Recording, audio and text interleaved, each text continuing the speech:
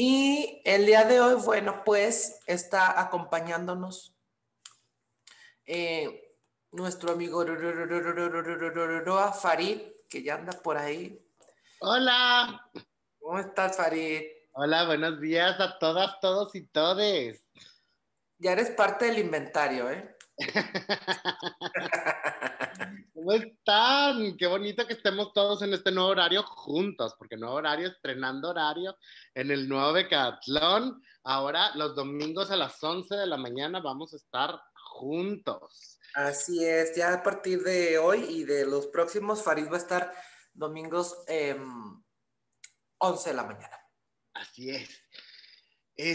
Pues el día de hoy, justamente, y viendo que ustedes estaban ahorita hablando de asertividad y de estas cosas y de comunicación, vamos a entrarle a un tema muy similar, eh, justo con esta nueva temática que tiene el Becatlón y que Alex nos hizo partícipes de esta nueva temática del plan de escape. Una de las cosas que a mí se me hace fundamental, que tenemos que empezar a platicar y que tenemos que como empezar a trabajar con nosotros mismos, que es lo que vamos a trabajar el día de hoy, es el tema del patriarcado. El patriarcado, los mecanismos del patriarcado internalizado y los micromachismos. ¿A qué vamos o de qué se trata el día de hoy? Hemos platicado y yo les he ido diciendo que nuestra sociedad y nuestra cultura ha puesto el poder predominantemente en las estructuras masculinas, ¿sí? A esta estructura de poder, a este orden social y a esta manera de entender las cosas en donde los hombres tienen el poder, en psicología, en sociología y las teorías feministas lo llamamos el patriarcado. El patriarcado no son los hombres, el patriarcado es una estructura de poder, es decir, es una orden social en el que vamos a darle mayor poder a la masculinidad y vamos a poner la masculinidad en situaciones en donde este poder se ejerza, es decir, en nuestra sociedad actual, nosotros decimos, los hombres tienen posiciones públicas y tienen posiciones de poder. Pero esto no ha sido, el patriarcado no ha llegado al poder nada más porque sí. El patriarcado ha llegado al poder a través de un proceso educativo y sistemático en donde nos han hecho creer que la realidad es como el patriarcado la piensa. Es decir, todos nosotros nos han dicho o nos han hecho creer una serie de características que están asociadas a lo masculino y a lo femenino. En esto hablamos cuando hablamos un poquito del tema de género, pero es importante que lo repitamos, ¿sí? En el ámbito de lo tradicional, digamos que en el género nos han dicho que por naturaleza, y lo digo entrecomillados, los hombres y las mujeres tienen diferentes características.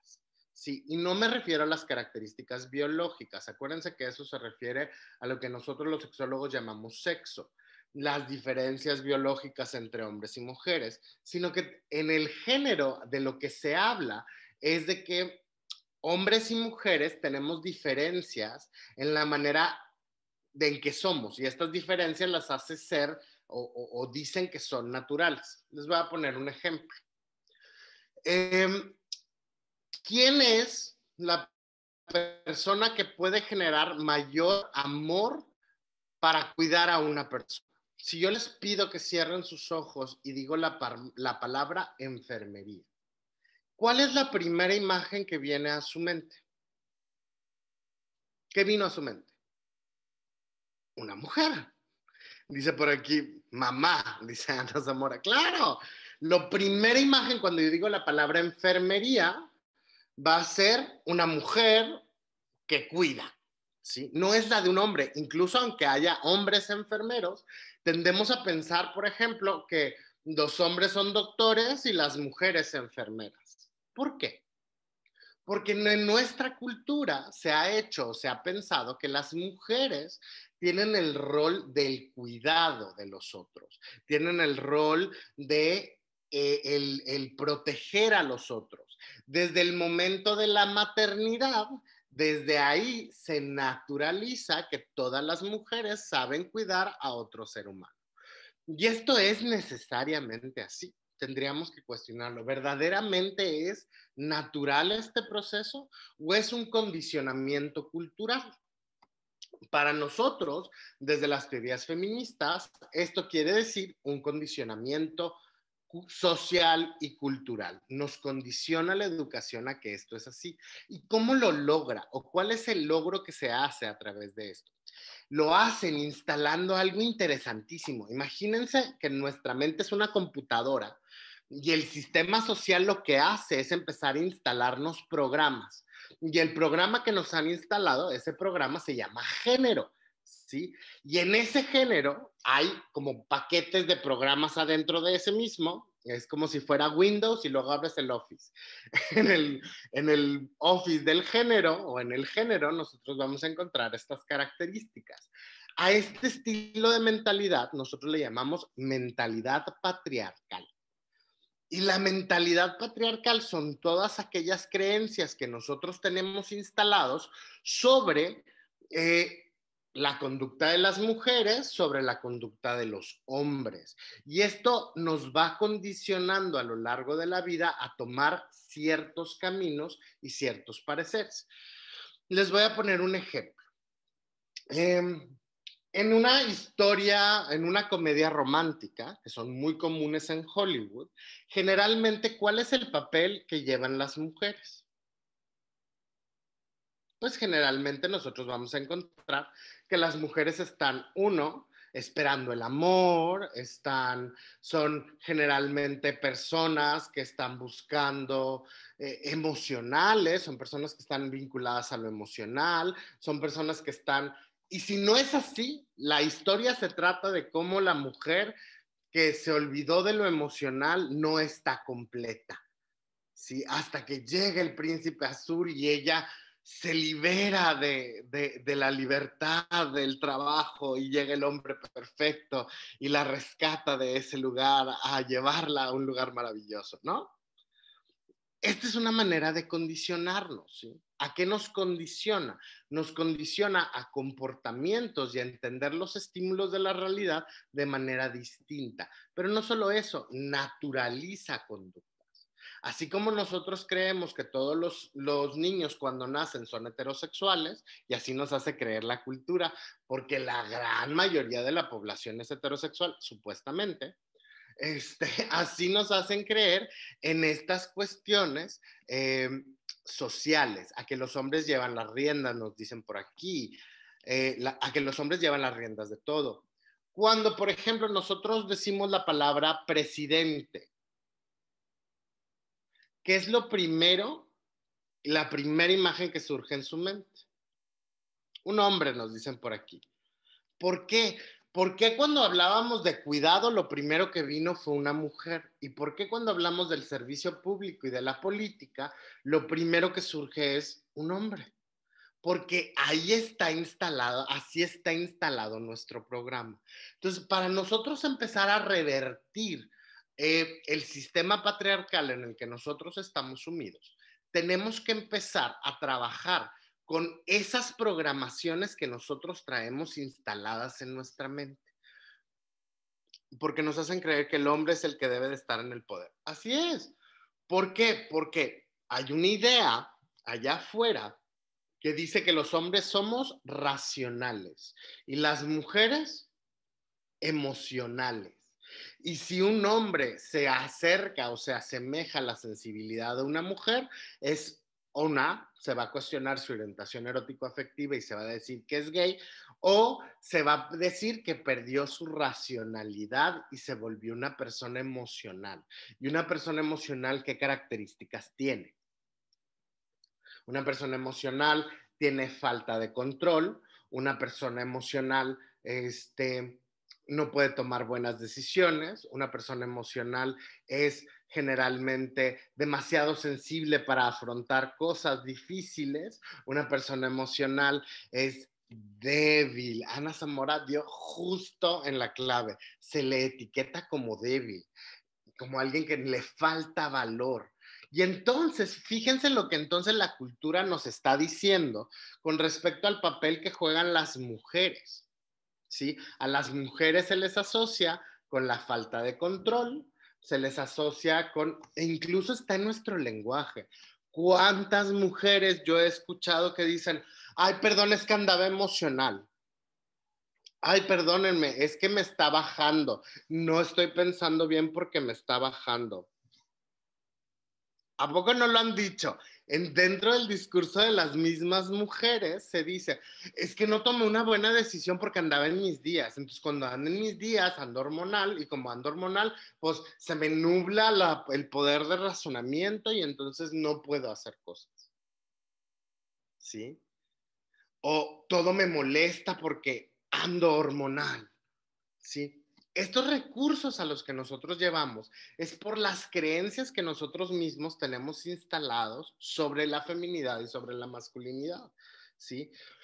En este sentido es, cada vez que nosotros nos acercamos a la situación emocional, pareciera que perdiéramos racionalidad y al momento de perder racionalidad, entonces no tenemos derecho al poder. Entre menos racional seamos, entre más nos alejemos de lo cultural y nos vayamos a lo natural, más nos asemejamos a las mujeres, por lo tanto, más nos asemejamos a la pérdida de control, por lo tanto, menos poder se nos debe de dar.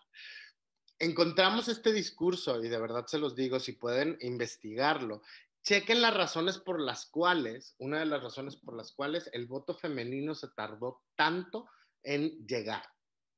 Y entonces hay discusiones filosóficas que decían que las mujeres como seres emocionales no podían estar en puestos de poder porque una mujer podría iniciar una guerra en 3 segundos porque le está bajando.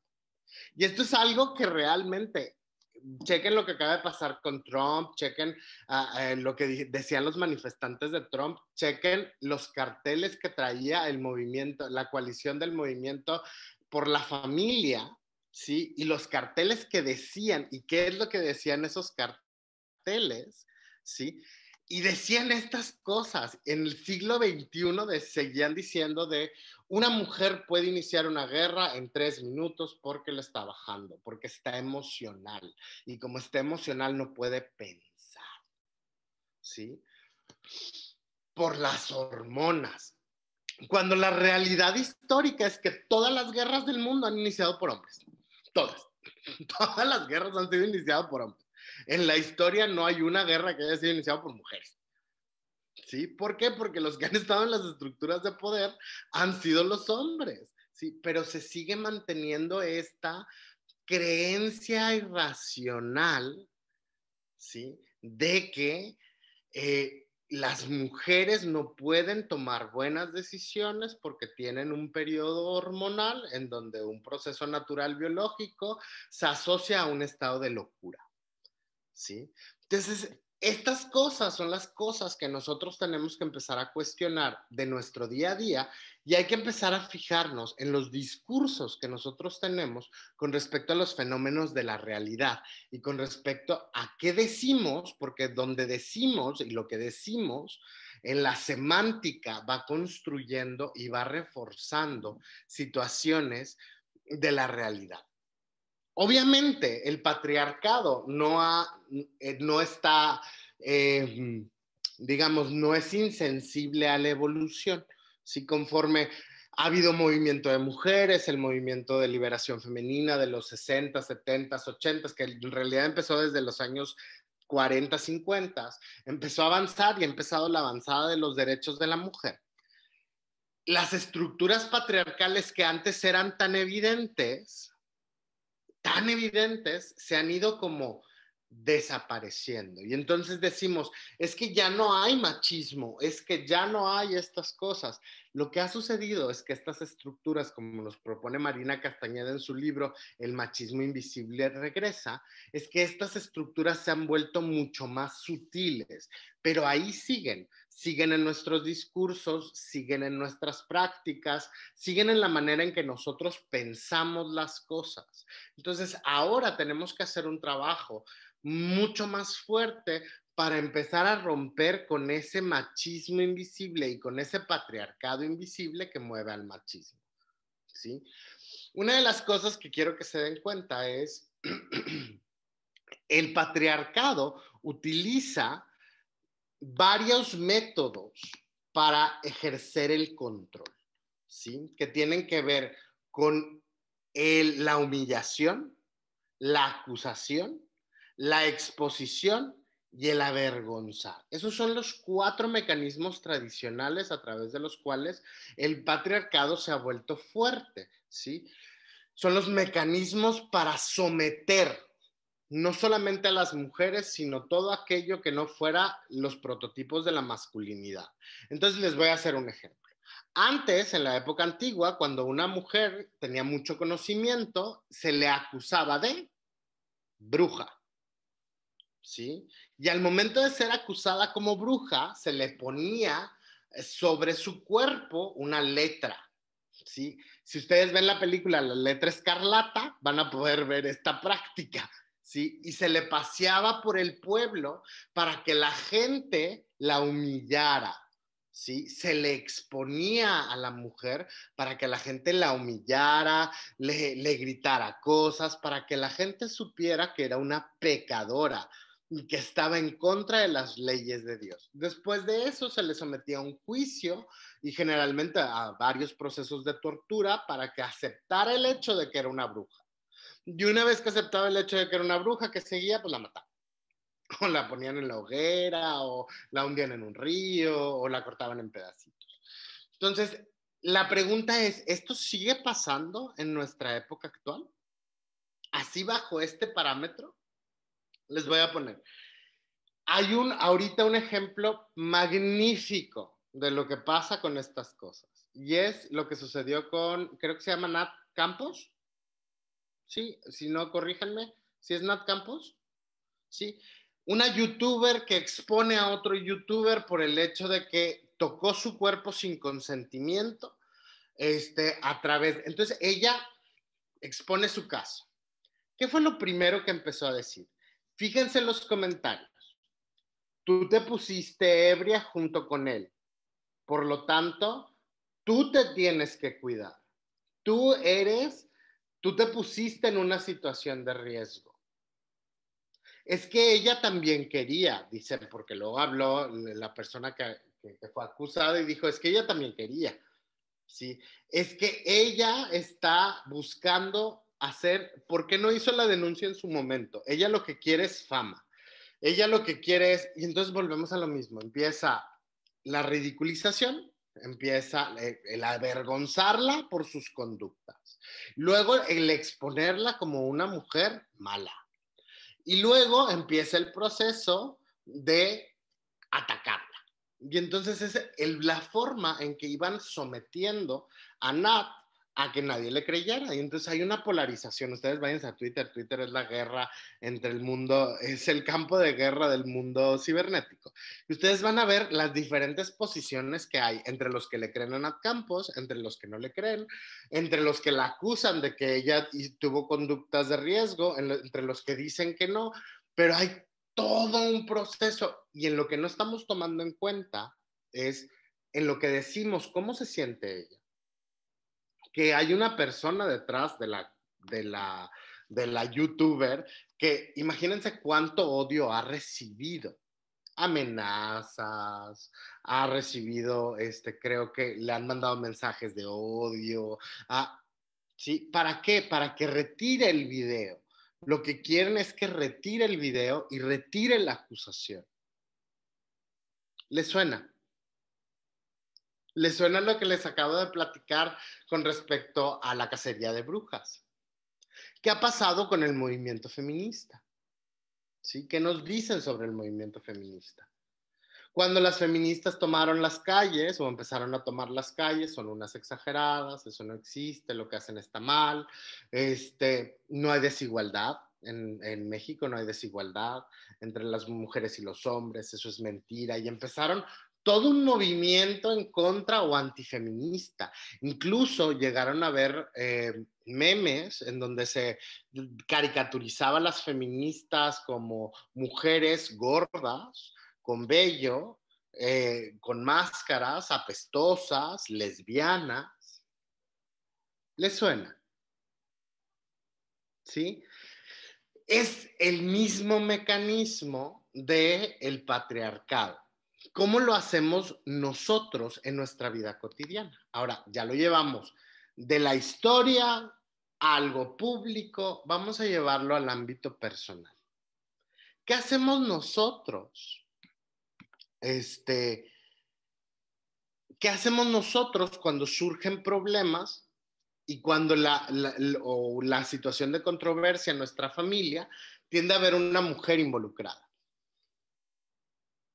¿Qué pensamos nosotros sobre los grupos de mujeres?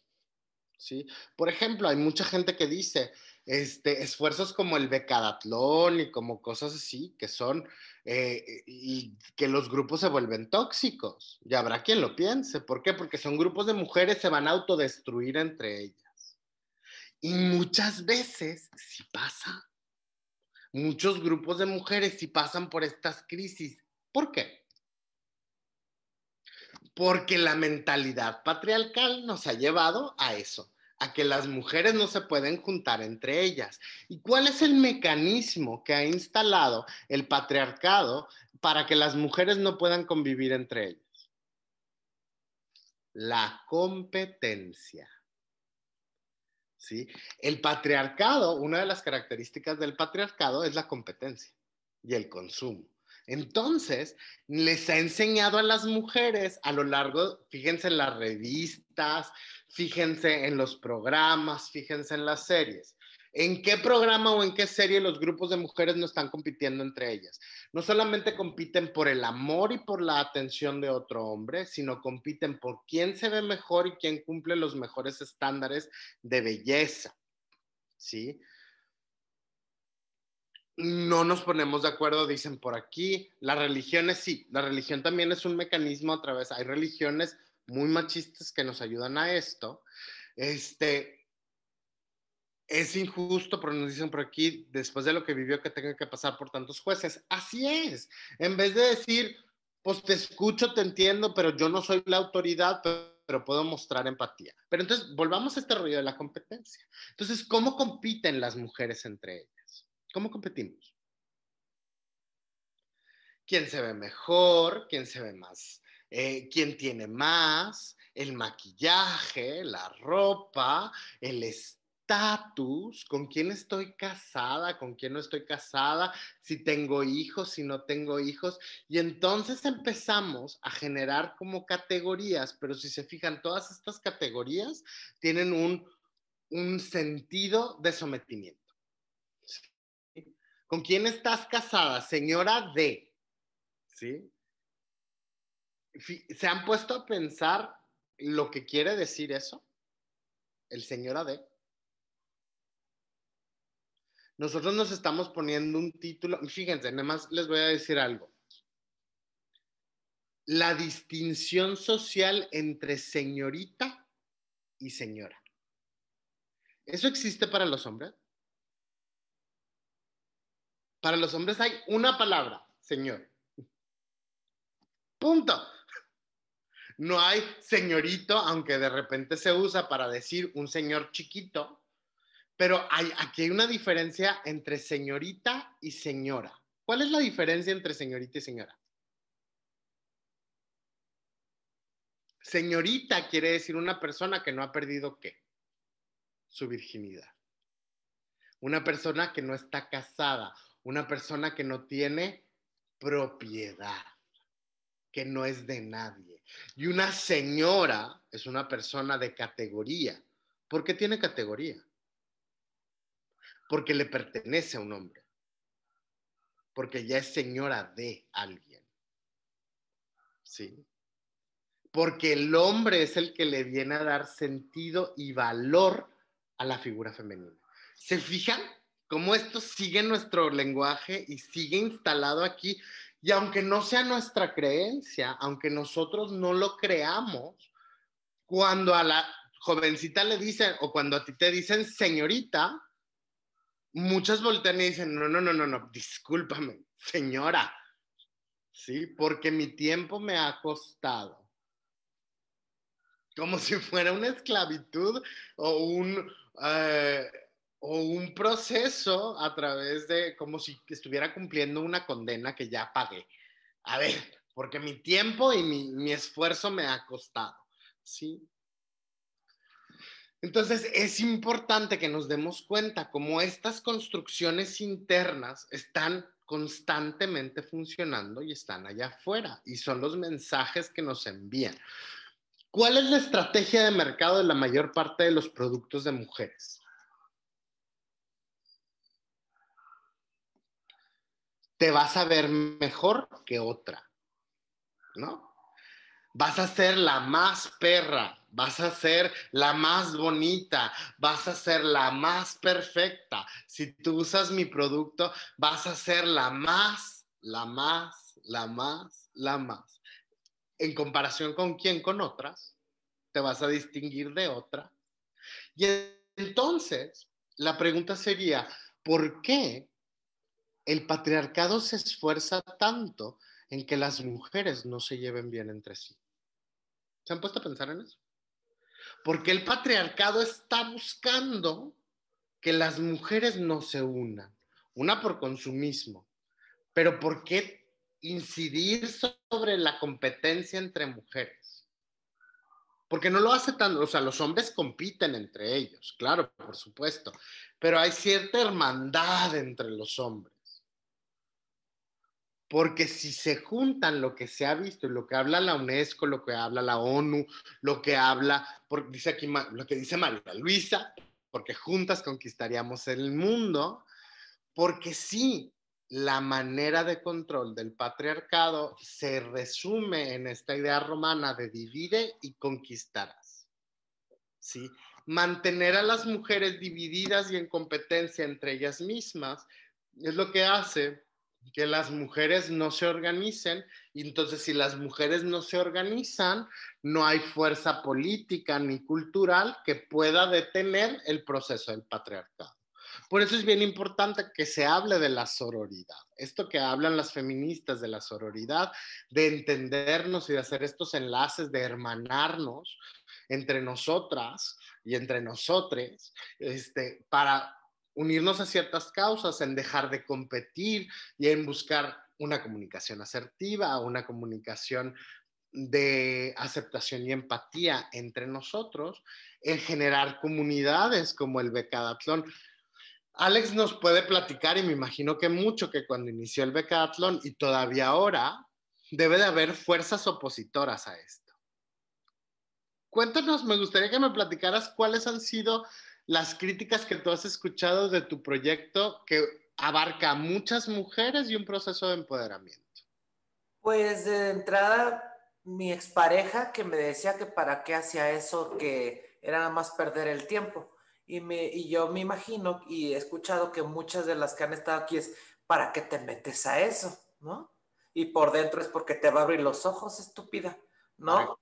O sea, ¿para qué te metes? Si te vas a dar cuenta de, de la manipulación que te he estado haciendo.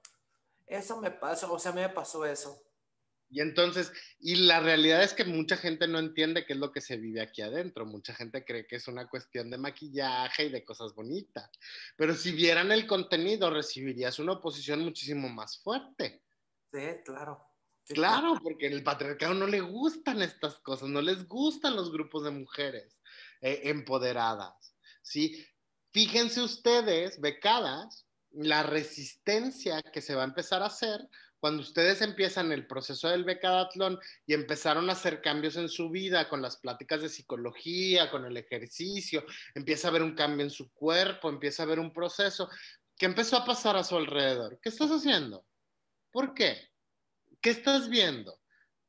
Y luego se te paran en la computadora así como a un lado como de a ver qué. ¿Qué les están diciendo? Sí, esta plática puede ser muy problemática posteriormente, pero es precisamente empieza a haber un proceso donde te empiezan a cuestionar por qué te estás saliendo de tu status quo, ¿sí? Habrá hombres que digan qué padre, qué bueno que tu pareja te apoye, pero habrá parejas que digan, estás cambiando mucho y eso ya no me gusta.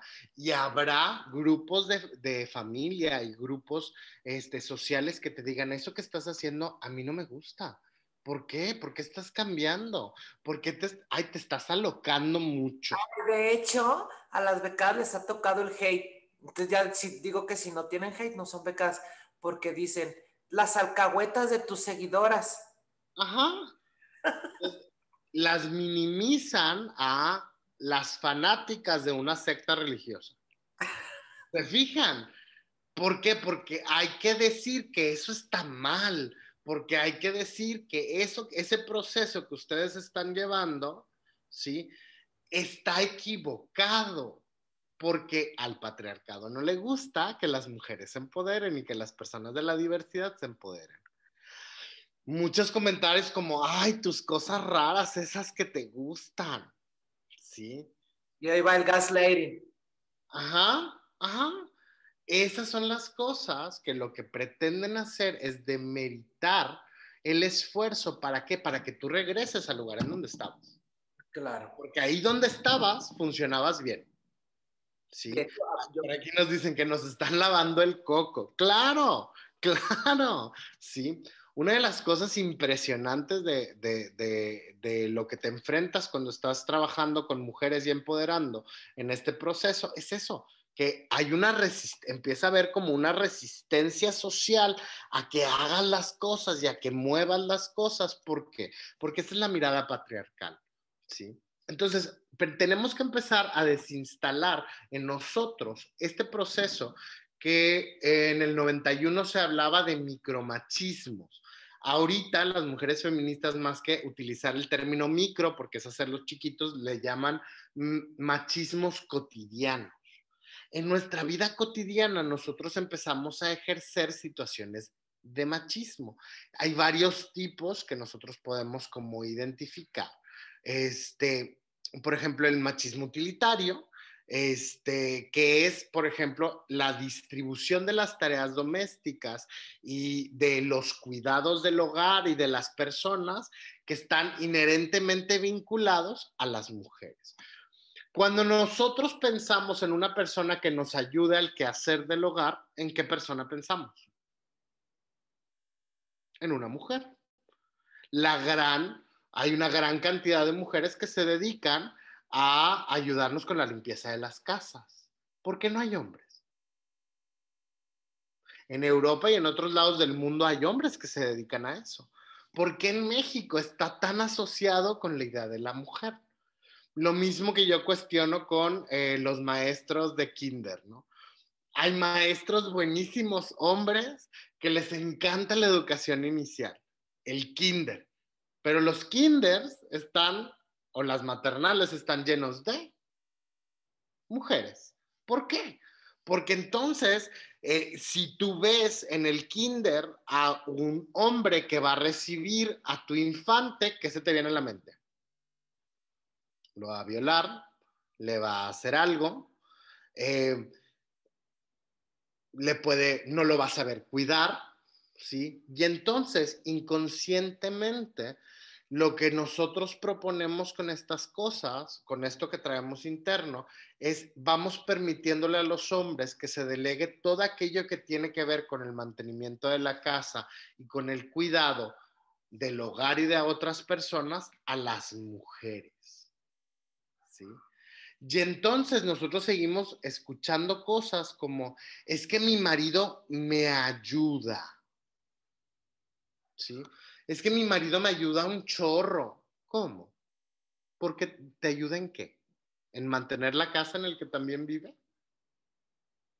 Porque también debería ser su responsabilidad, ¿no? ¿O porque dices que te ayuda? ¿Porque es tu responsabilidad? Entonces, desde no tener, por ejemplo, las labores del hogar distribuidas de maneras equitativas, sino que se asume que son las mujeres las que esto hacen. Y lo que más dicen los hombres es que yo no sé hacerlo. Es que a mí no me enseñaron. Y es la realidad. O sea, estamos hablando de una realidad. A la gran mayoría de los hombres en México no se les enseña a cocinar, a barrer, a trapear, a lavar. Y se los digo porque yo estuve metido en esa estructura patriarcal como hombre. La primera vez que yo viví solo, yo dije, madre mía, ¿qué hago? Que todo esto no se hace como por arte de magia. ¿Dónde están las hadas maravillosas que vienen a hacerme la ropa y que vienen a limpiar la casa? Entonces yo me tuve que enfrentar al hecho de no tener ninguna habilidad, cual ninguna, en el cuidado del hogar. Y tener que aprender a hacerlo. Porque esto es signo de independencia, ¿no? Pero entonces infravaloramos también el cuidado y el trabajo del hogar. ¿Sí? El trabajo del hogar es uno de los trabajos más pesados que existe, porque no me van a dejar mentir que en un hogar, en una casa, el trabajo nunca se termina. Siempre hay platos, siempre hay suciedad que limpiar, siempre hay ropa, siempre, constantemente se están haciendo estas cosas. Pero lo valoramos, lo vemos, realmente vemos el trabajo que implica sostener una casa, sostener un hogar, sostener los cuidados de una casa y los cuidados y las higienes que se tienen que ver, ¿sí? Volvemos, por ejemplo, es que ella es ama de casa y lo decimos a veces como con cierto tono de, ay, es que es ama de casa, como si no hiciera nada.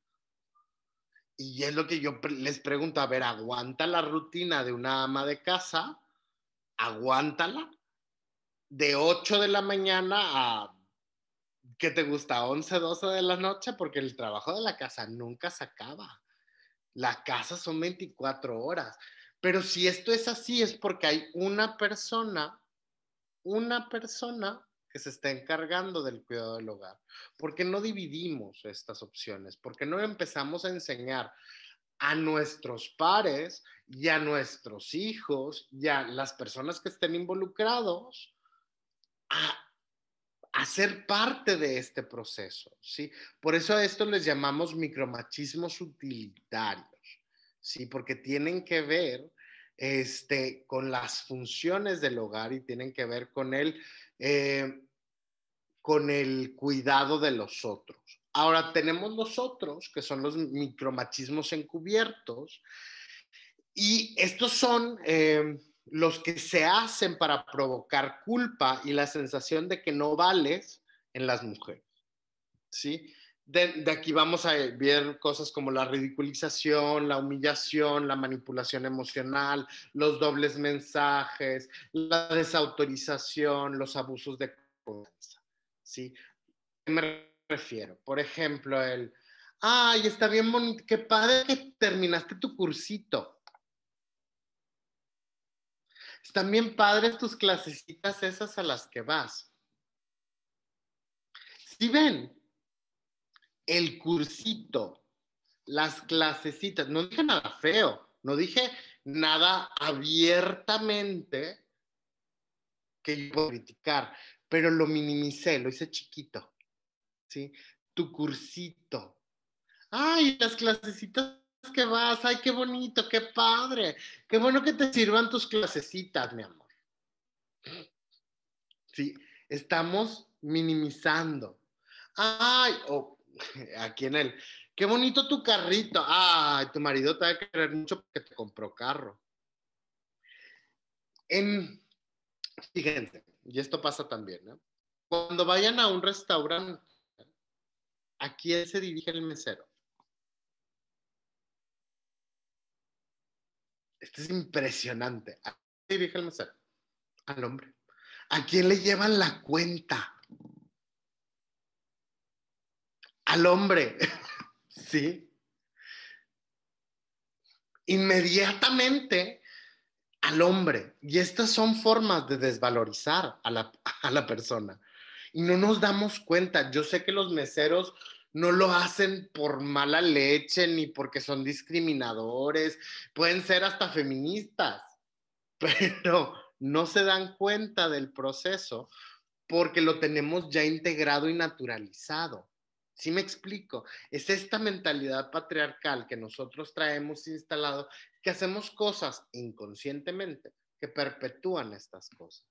¿sí? Por ejemplo, aquí dicen, es que eso me dijeron a mí cuando me compré mi auto de lujo. Ese carro es de tu marido. Eh, Mi papá no me creían que estaba haciendo la universidad en línea hasta que fui al hospital y pidieron mis papeles para el seguro facultativo. Ajá.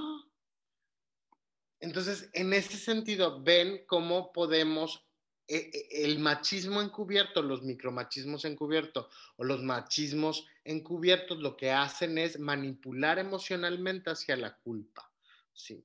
Nos hacen sentir menos, nos hacen entrar en un conflicto emocional. Es que tú estás tan ocupada en tus cosas que no te estás fijando en nuestros hijos. Estás tan ocupada en tus cosas, que no te estás fijando en nuestra relación. ¿Sí?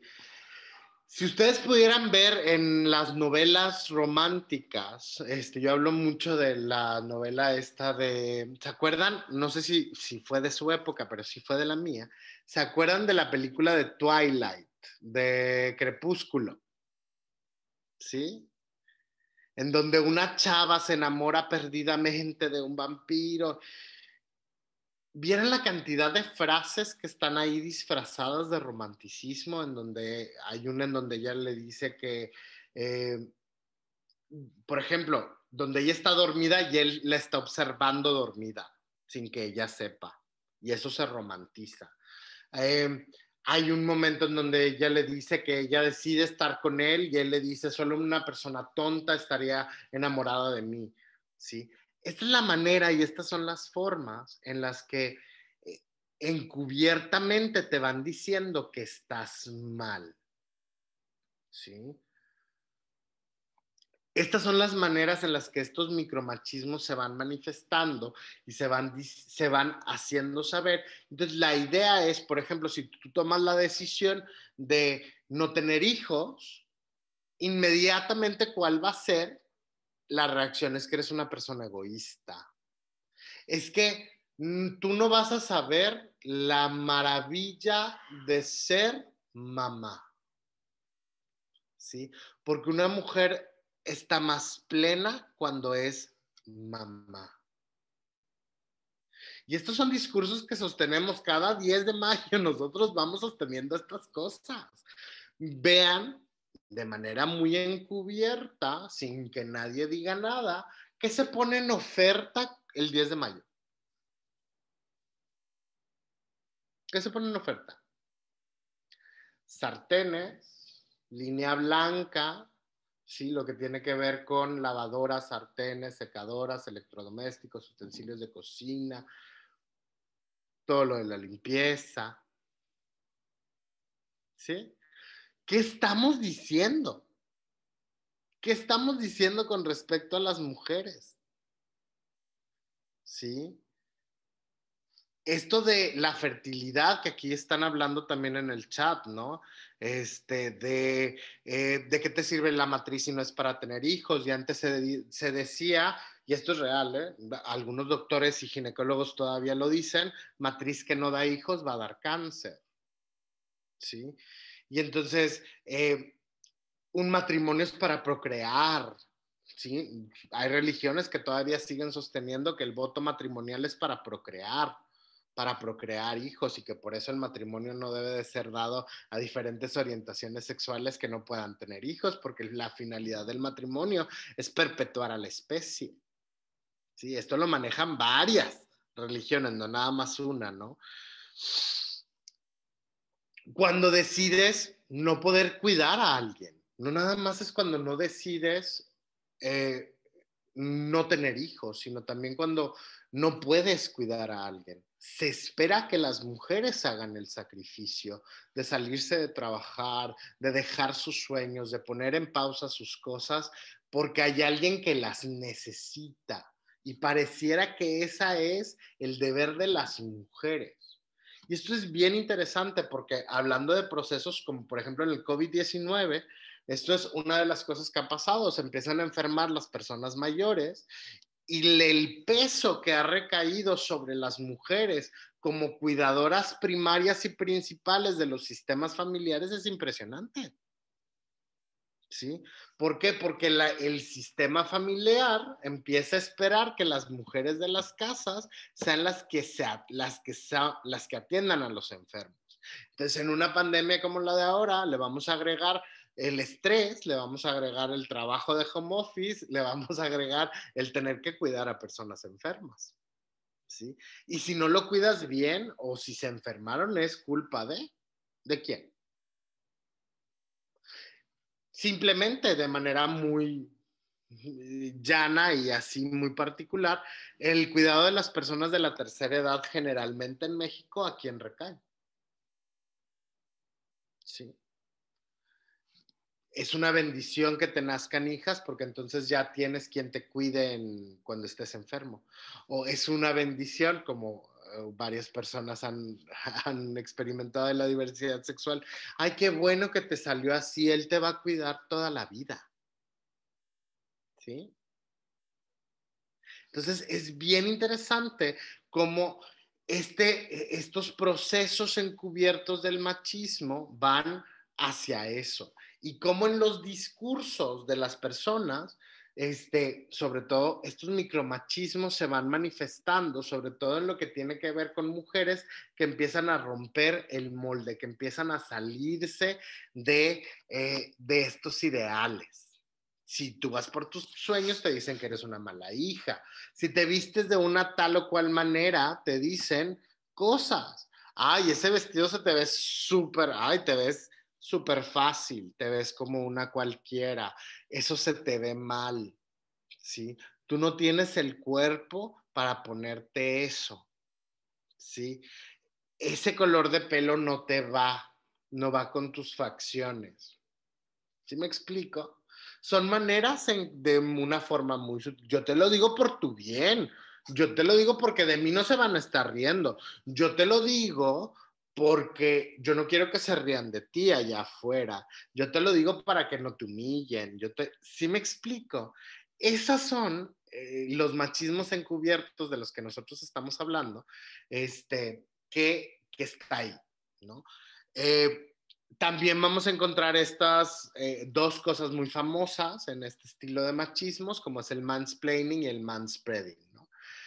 El mansplaining es cuando un hombre te trata de explicar a ti lo que las cosas que como mujer vives, ¿sí? En el caso, por ejemplo, de tú estás dando una explicación y el hombre te interrumpe el discurso de una manera muy paternalista y condescendiente, para decirte, sí, sí, sí, mira, lo que tú estás experimentando es, y no te deja terminar, no te deja hablar de tu vivencia, invalida lo que tú estás diciendo, eso es mansplaining, ¿sí? Una cosa es, por ejemplo, yo les puedo platicar de estas cosas, pero si una mujer empieza a hablar sobre la situación de acoso y yo la llego, porque yo soy el especialista y le digo, a ver, no. Lo que tú estás viviendo es, y ya no la dejo terminar, eso es mansplaining. ¿Sí? Ahí yo estaría cayendo en mansplaining. ¿Sí me explico? Es este, el mansplaining lleva la situación en el discurso de que las mujeres crean que ellas no pueden opinar o que su opinión no está tan informada o tan letrada como la de un hombre, o que hombres no acepten las explicaciones de las mujeres, pero sí se las acepten a un hombre. Una de las razones por las cuales a mí me encanta hablar de estas cosas y de feminismo es que hasta en Facebook me he peleado por estas cosas. Hay mujeres que están diciendo algo y los hombres están en una negativa constante. Luego lo digo yo, digo lo mismo, a veces copio y pego lo que dijo una mujer arriba de mí y lo pego y se acepta. ¿Sí? ¿Por qué? Porque lo dijo un hombre. En trabajos en equipo, esto del mansplaining también tiene que ver con los roles y posiciones que nosotros le damos a los hombres. ¿Sí? Me toca mucho en equipos de maestría, porque estoy en diversas maestrías, entonces estamos trabajando y ¿quién va a presentar el trabajo? Tú. ¿Yo por qué? ¿Yo por qué?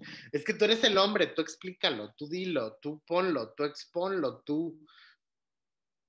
Si no tomamos el poder, si no nos asumimos como poderosas, si no empezamos a asumir estas situaciones en donde nos pongamos en la plataforma pública, los hombres van a seguir dominando estos espacios. Hay que tomarlos, hay que volverlos a tomar. Y el manspreading, es esta parte de la postura corporal de los hombres donde ocupamos mucho espacio, ¿sí? Ustedes vean en el camión a los hombres abiertos de piernas, así, con los brazos abiertos incluso, y entonces van a darse cuenta que la mayoría de los hombres ocupan muchísimo más espacio que la mayoría de las mujeres. Y que si tú les dices, oye, puedes cerrar tantito las piernas, un quejarse, es que me duele, es que, como si tuvieran los testículos del tamaño de bolas de boliche, ¿no? Entonces, es bien importante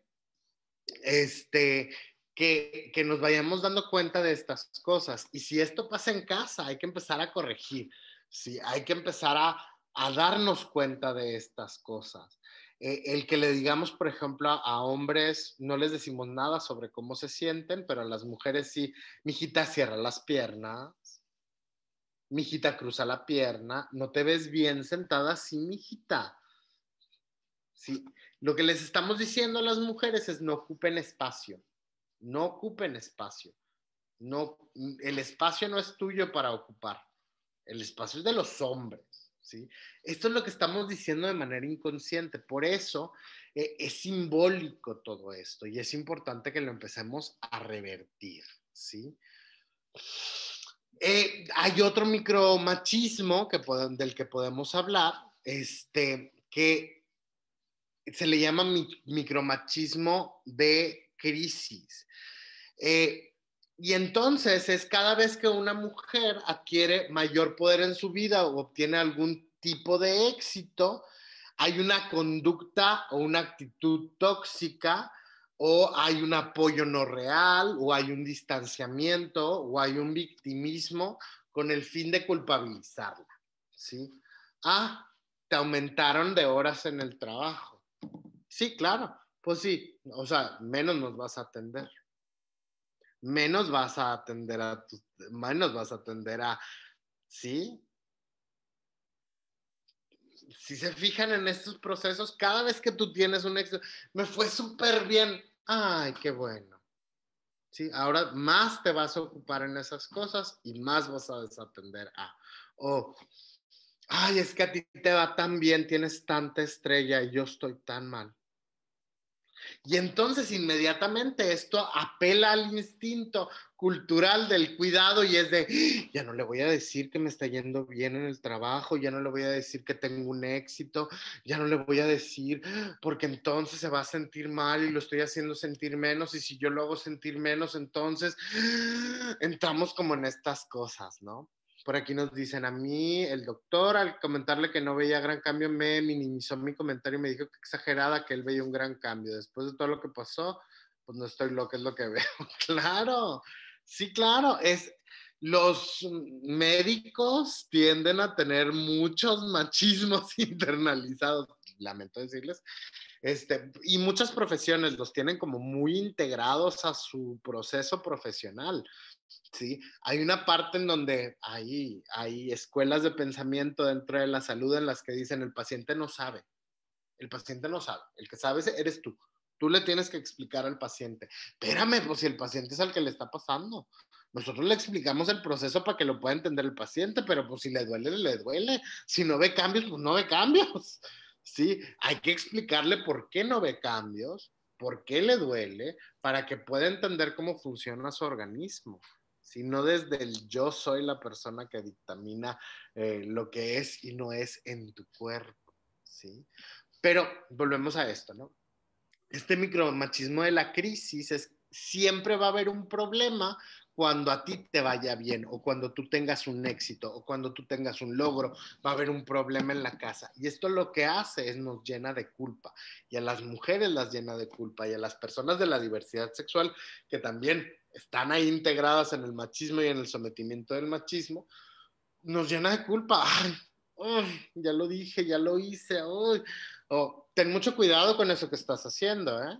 Porque, pues sí, ahorita te está yendo bien, pero tú no sabes las repercusiones que eso vaya a tener, ¿eh? Aguas, aguas. ¿Estás preparada para eso?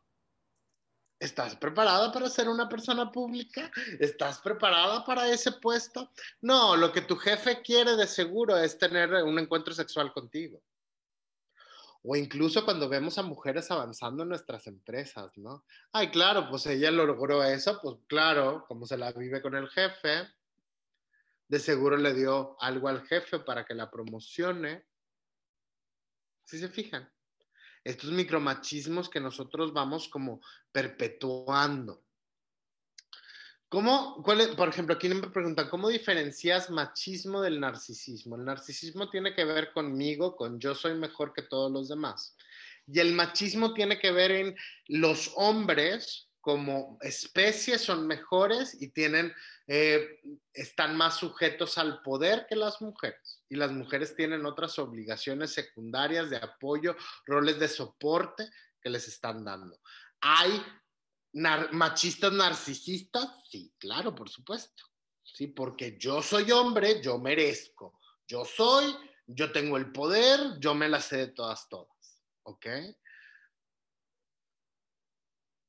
El machismo y aquí esto que dice Alex es súper importante. El machismo en parejas LGBT o en parejas gays. Uy, ¿por qué? Porque está instalado en nuestra educación. Por eso lo que les estoy diciendo ahorita es bien importante que lo llevemos al plano personal. ¿Qué micromachismos estoy manejando yo en mi discurso, en lo que yo hago, para empezarlos a desinstalar? ¿Sí? Empezar a romper con la competencia y empezar a buscar más empatía y comunicación, empezar a buscar más fraternidad, el aprender a aplaudir los logros a otras personas.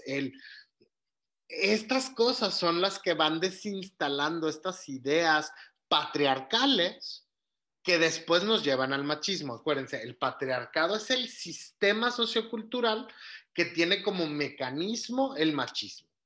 ¿Sí? Pero lo que queremos desinstalar es el machismo y por último el patriarcado, sacárnoslos de enfrente. El último tipo de micromachismo del que vamos a hablar son los micromachismos coercitivos, ¿sí? Son todos aquellos machismos o machismos cotidianos que desautorizan a la mujer y eliminan su sensación de autonomía por medio tanto del poder físico como del económico como del personal. Y aquí empezamos a hablar de situaciones de violencia más fuertes, ¿no? Ya cuando un hombre controla o ejerce violencia económica sobre la mujer, ¿no? Y entonces yo controlo tu dinero y yo controlo el dinero y entonces te me empiezas a salir del huacal y entonces te recorto el dinero, ¿sí? Cuando un hombre empieza a invadir tu espacio, cuando empieza a invadir tu tiempo, cuando te llegan a imponer la intimidad, cuando llegan a mermar la comunicación, esto de te voy a hacer ¿qué? No me hables, no me dirijas la palabra, no quiero saber de ti. ¿Cómo se llama esto? La ley del hielo, ¿sí? Estos son machismos cuyo objetivo es que la mujer pierda confianza en sí misma y se adapte al razonamiento masculino, ¿sí? Ya de una manera más fuerte.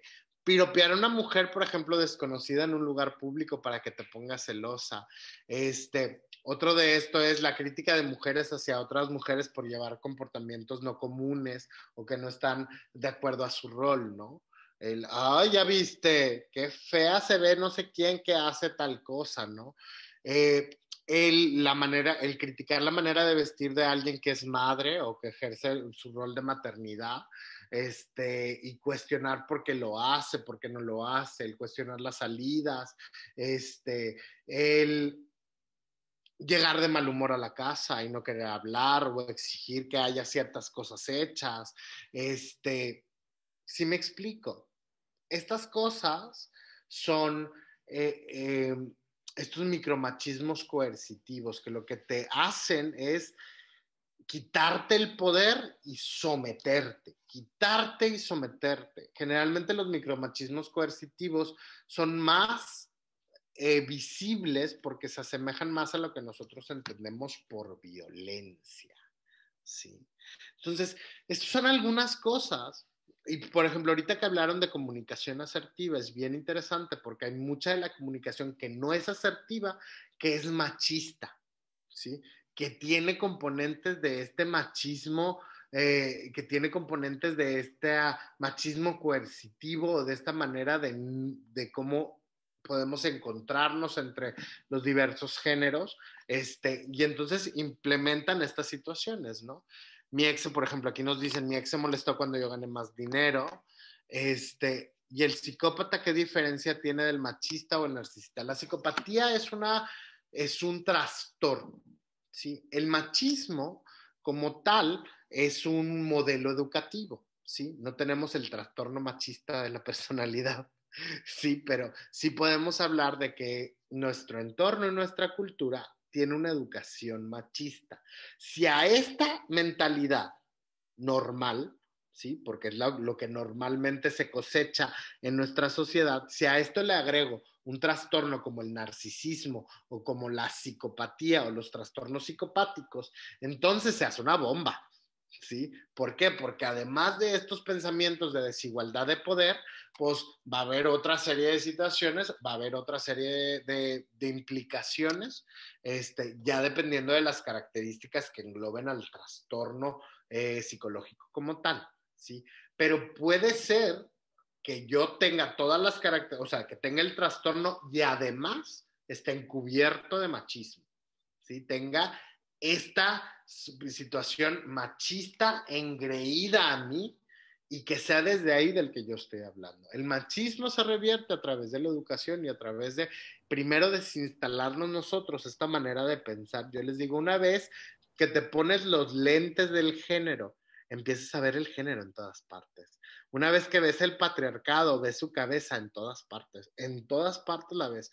Ves cómo se vincula con la manera en que nos hablamos, en que nos tratamos, cómo en nuestro discurso sigue habiendo situaciones machistas discriminatorias, ¿sí? Una frase que se dice, ¿cómo estás? Trabajando como negro para vivir como blanco. Y entonces el machismo también usa las clases sociales y los privilegios para mantener la desigualdad de poder. Y de privilegio vamos a estar hablando en nuestra siguiente domingo, porque tenemos que hacernos conscientes de nuestros privilegios. Y aquellos que tenemos algún privilegio, tenemos que saber utilizarlo para destruir y instalar el patriarcado, porque el plan de escape para nosotros es salirnos de esta mentalidad y crear una comunidad y una estructura social muchísimo más igualitaria para todos y para todas. Vamos a caer bien gordos, sí, sí vamos. Sí vamos. Algunos comentarios que nos ponen aquí. Mi ex siempre olvidaba su cartera y él ganaba el triple que yo, claro. Y reventó la bomba el día que compré un mejor carro, claro. La herencia que nos dejó la Malinche y Hernán Cortés, de ahí surgió el machismo y la opresión contra la mujer. Bueno, el machismo nace con el modelo europeo, ¿sí? No lo trajeron los españoles en sí, pero el machismo nace con este modelo europeo, eurocentrista, que pone al hombre como el centro del mundo. Y antes así lo encontrábamos, ahora decimos al humano, pero ponía al hombre como el centro del mundo. Adán fue el primer creado y después fue creada Eva de una costilla. Entonces Eva es parte del cuerpo de Adán y entonces Adán tiene control sobre ella. Estas ideas van con respecto al sometimiento de las mujeres, ¿sí? Y es una idea de la gran, hay muchas religiones monoteístas que siguen estos preceptos y que nos han ayudado a que el machismo y a que esta visión se instale, ¿sí? Cuando empezamos a trabajarlos desde nosotros, empezamos a generar un cambio en la manera en que nos vinculamos con los demás. Y entonces buscamos vínculos que son más equitativos, que son más sanos, que son menos tóxicos. Y empezamos a vernos desde otra visión sin límites, sin barreras, para poder alcanzar lo que queremos. Yo puedo hacer una pregunta, Farid, Claro. porque, bueno, va respecto a mí, porque pues a mí me ha tocado desconfigurarme de muchas cosas, entre ellos, bueno, la maquillada, en las uñas, etc, etc, etc. ¿Qué tan, no sé cómo es preguntar esto, pero seguro me lo vas a captar, qué tan bueno o malo sea esto para tratar de pues no sé, de generar un cambio, de construir, de qué tan positivo puede ser, qué tan negativo puede ser, ¿no? No sé, porque digo, yo voy, o sea, te lo juro, voy como lo que yo voy entendiendo y digo, pues está cool como decir, enseñar esas cosas de, no es nada más de un hombre el poderse arreglar, Uh-huh. nada más es la onda esta del consumismo por consumir, sino que va más allá, o sea, no sé, hay que, ¿tú qué ves de fuera? Uno, la deconstrucción de los roles tradicionales de la belleza me parece maravilloso. El hecho de que como hombres nos podamos desinstalar y poder hacer cosas que sale, porque el maquillaje es maquillaje y cualquiera lo debería de poder utilizar, pero también tiene que ver con el significado de las acciones que haces. Cuando yo lo hago para sentirme bien yo conmigo, ¿sí? Estoy desinstalando el sistema, porque el sistema lo que quiere es que yo lo haga para competir, para verme más que, para sentirme más que, ¿sí? Si yo lo estoy haciendo como parte de mi rutina de autocuidado y porque a mí me gusta, porque vibra conmigo, porque yo estoy bien con eso, está bien, ¿sí? Porque estoy dejando las normas de lo que me enseñaron atrás, estoy dejando la esclavitud hacia las expectativas de los demás y le estoy haciendo caso a quien yo soy, a lo que me dicta mi ser interno, mi sabiduría interna, de quién soy yo y cómo me siento a gusto y cuáles son las expresiones que me hacen sentir a mí feliz, libre, bello, etcétera, ¿no? Todas estas características positivas, ¿sí? Si lo hacemos desde ahí, está súper bien. Si lo hacemos porque, no, ahora la norma es que entre hombres gays, entre más perra y más inventada, y entonces yo quiero ser la más inventada de todas, pero en realidad no es quien soy yo y yo no estoy a gusto con eso y nada más lo hago para hacerla más, pues entonces desde ahí estamos equivocados. Tiene que ver con esta perspectiva de por qué se hacen las cosas. ¿Sí? Va a haber críticas conforme más nos acercamos a la autenticidad de quienes somos nosotros y conforme vamos perdiendo y rompiendo las cadenas de la esclavitud de las expectativas del sistema que está representada en las expectativas de los demás hacia nosotros. Conforme rompemos con esas cadenas, va a haber más críticas, ¿sí? Claro que va a haber más críticas. ¿Por qué? Porque una persona que no es libre va a querer que estés en el mismo sistema porque ya no te va a entender. Conforme uno va adquiriendo libertades y conforme uno va adquiriendo estas cosas, la sensación de libertad que uno tiene y de originalidad y de congruencia entre lo que hace, dice y piensa, ese es el alimento. Pero va a haber críticas, va a haber un chorro de críticas. Es cuando más te van a criticar. Entre más auténtico eres contigo y entre más auténtica eres contigo, más el sistema se va a emperrar en tratar de meterte a una cajita. Porque entonces estás modelando algo que el sistema no quiere que se modele. La autenticidad y la congruencia. ¿Ok? Sí, Espero, no sé si eso contestó como tu pregunta. sí, de hecho sí me ha tocado, o sea, lo que yo veo y que digo, al contrario, me gusta es que dejan ciertos seguidores, dejan de seguir, pero llegan otros. Claro. Entonces, como que dijeras, bueno, se está perdiendo y pierdes seguidores. No, al contrario, como que hay un balance, de repente tendrás más, pero luego vuelve a subir y llegas a la misma cantidad y luego vas de a poco.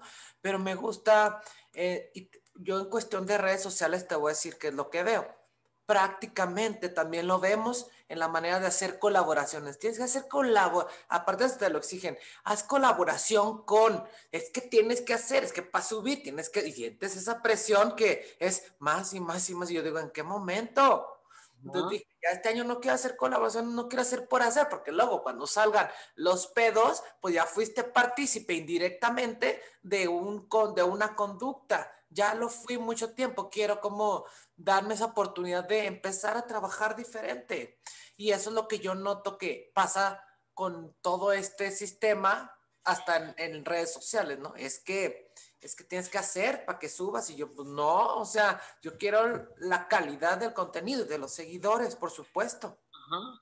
Entonces, eso yo noto un poco, lo cual, pues te lo pregunto como nomás como referencia, porque Ujú. también luego uno está aquí solo y dices, vemos, ¿no? Entonces, como para ir compartiendo, y me encanta que hay estos espacios para poder tener esta comunicación recíproca.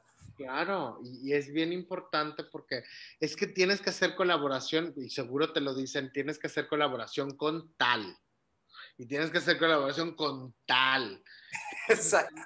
Pero ¿y si Porque fue exacto, porque no, con no, las colaboraciones que yo quiero, exacto. y si lo que hacemos y decimos no vibra y se me va a poner en una posición de incongruencia, es que no vas a subir, no vas a subir de seguidores, no vas a ganar tanto. Y esto es el consumismo que vuelve a ser el sistema patriarcal que te dice, no, tienes que hacer las cosas como yo quiero que las hagas, ¿sí? Sométete al proceso. Entonces lo que queremos es no someternos a eso, sino ser auténticos. Si te nace hacer una colaboración, hacerla, pero porque te nació hacerla, ¿sí? No porque tenga que. Eso es bien importante.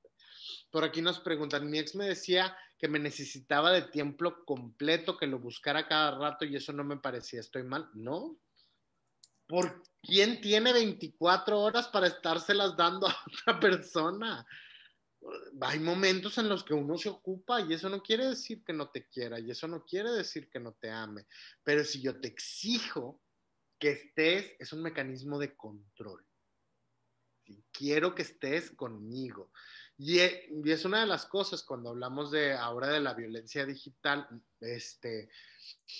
hay muchas cosas que están pasando entre jóvenes y entre adultos que son súper violentas. Desde el mándame tu ubicación de dónde estás, a quiero estar hablando contigo por chat todo el tiempo y no te dejo disfrutar la reunión en la que estás ni la junta en la que estás porque tienes que contestarme si no va a haber un problema. El no tener espacios, por eso yo digo, nos han enseñado a ser parejas de maneras muy violentas, porque nos han enseñado que tenemos que estar así con la pareja, como muéganos, cuando en realidad tiene que haber como una distancia entre los dos porque seguimos siendo individuales, ¿sí? Uh, por eso no me casé con un mexicano, suena como vanidad, pero hemos pasado por el machismo con un mexicano y ya no quise más. Sí, sí hay lugares en donde, y ahí lamentablemente no podemos negarlo, Latinoamérica se ha resistido mucho a los cambios y a los procesos de género. No quiere decir que en otros lugares no haya machismo, porque sí lo hay muchísimo, y hay gente que no le entra a desinstalar cosas, pero sí, sí, en México tenemos un problema, y toda Latinoamérica. Sí. ¿Hay machismo en todas las culturas? Sí, pero se han hecho esfuerzos gubernamentales para irlo bajando en muchos otros lugares. Aquí en México, vemos, vemos. Tenemos que trabajar más el empoderamiento. Que sí, el grupo de mujeres feministas en México ha hecho un gran trabajo, muchas veces no publicitado, muchas veces sin que se vea, mucho trabajo con comunidades se ha hecho, pero tenemos que ser, yo creo que le toca al gobierno y por eso también es importante que haya aspiraciones políticas. Lo político se vuelve personal y se vuelve cotidiano, ¿sí? Necesitamos más mujeres allá afuera, necesitamos más personas de la diversidad sexual que se metan al cochinero de la política para que generen cambios estructurales. Pero empecemos por los cambios de nosotros y después unámonos para hacer los cambios estructurales. Ah, que dice aquí, a nosotros no nos entienden que yo no me enojo cuando mi esposo se va a tomar unos tragos y solo me avisa, necesitamos tiempo con más personas. Sí, claro, porque entonces te van a decir, no, y allá tiene a la otra, y entonces, ten cuidado, te lo van a bajar, hay una persona güera que te lo hacen sacar, dicen hasta, ay, es la manera en que te enganchan con ciertos productos, ¿no? Entonces sí es importante que por eso les digo, cuando nosotros empezamos a tomar cartas y empezamos a generar como vínculos de manera personal sobre las cosas, pues se van generando diferencias. Yo tuve un ex que quería que pensara como él, a veces si no pasaba con él me lastimaba. Ajá, eso es violencia y esto es estos micromachismos coercitivos, ¿sí? Sí es horrible vivir esas cosas porque la verdad minan el autoestima y minan estas cosas. Yo les voy a poner un reto, chavas becadas, les voy a poner un reto. Identifiquen un micromachismo o un machismo cotidiano que ustedes ejerzan en su vida diaria. Uno por día, ¿sí? Para que empecemos a desinstalar esta cultura desde nosotros. ¿Les parece? Creo que ya nos pasamos un poquito, nos pasamos 13 minutos, una disculpa al coach, que sigue, perdóname, pero aquí andamos cualquier cosa, ya saben, me pueden hacer llegar preguntas por Instagram, por donde quieran, todo contesto, me tardo un poquito, pero todo contesto. Nos vemos el próximo viernes con nuestras charlas de sexualidad y el próximo domingo en nuestro nuevo horario a las 11 de la mañana para seguir hablando de estas cuestiones y de lo que tenemos que hacer para desinstalar y cambiar este sistema. Este febrero hablemos de escaparnos del patriarcado. Muchísimas gracias a todas, todos y todes. Un abrazo. Gracias, Farid. Bonito fin de semana, bonita tarde de domingo. Gracias por la plática que estuvo espectacular. Beso, bye bye.